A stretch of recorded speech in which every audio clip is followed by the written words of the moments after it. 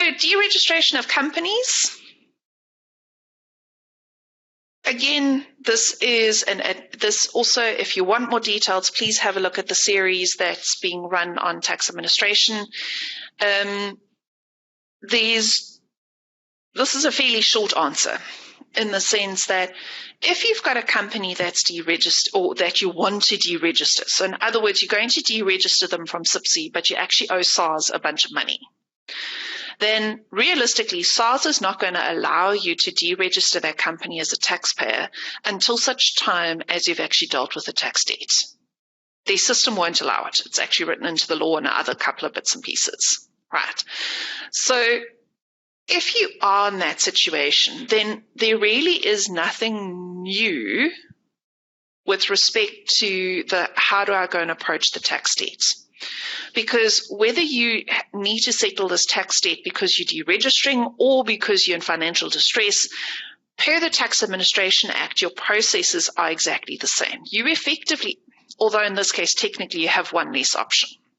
Because if I'm deregistering, a payment plan or an installment plan is not going to help me because I'm not planning on earning any future income. So realistically, the only real option that I have is that I approach SARS and ask for a debt compromise.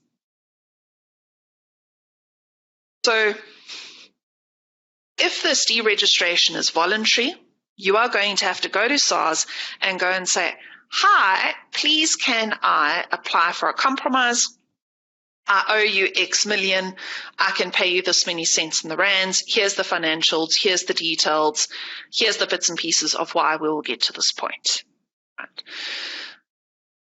Realistically, if it's a voluntary deregistration, you are not going to have much luck with that voluntary deregistration without submitting paperwork. And again, please have a look at the link with respect to deregistered companies and to compromises, basically showing you'd need the financial information of the directors, you'd need the financial information of the shareholders. You would need to provide at least the last 3 years worth of financial statements for the company.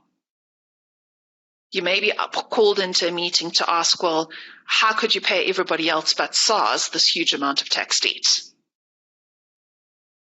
You're going to have to be able to answer those kinds of questions, which may be really easy because the answer is, well, because I had a very difficult business and, well, basically I didn't pay anybody.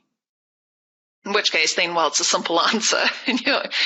It's not going to be that complex.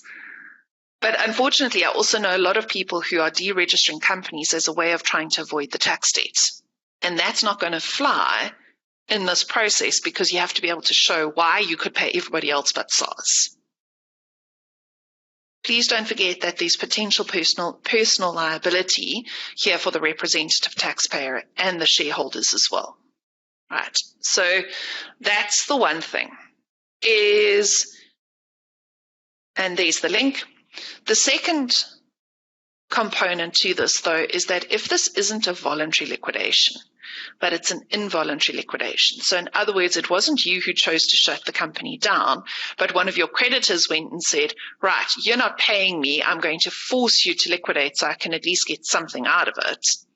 In that case, your compromise would happen almost automatically in the sense that SARS would also be approached as one of the creditors of your company, and they would put in the claim for the tax debts due, and then your liquidator would add the tax debt claim in as part of the total pool of creditors, and then would settle SARS as part of the liquidation agreement.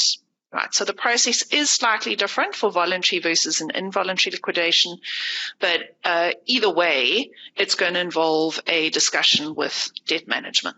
Right, I'd say the main benefit with the involuntary liquidation is the fact that your liquidator will do the hard work, you don't have to. Okay, but I think the most important point to remember is SARS is really starting to look at these in detail. They're starting to look at these older companies and the older debts outstanding and starting to ask awkward questions about why these amounts haven't been paid. So don't be afraid to go and clear them out because they are starting to ask the questions. Just because you haven't been asked questions in the last 10 years doesn't mean they aren't going to.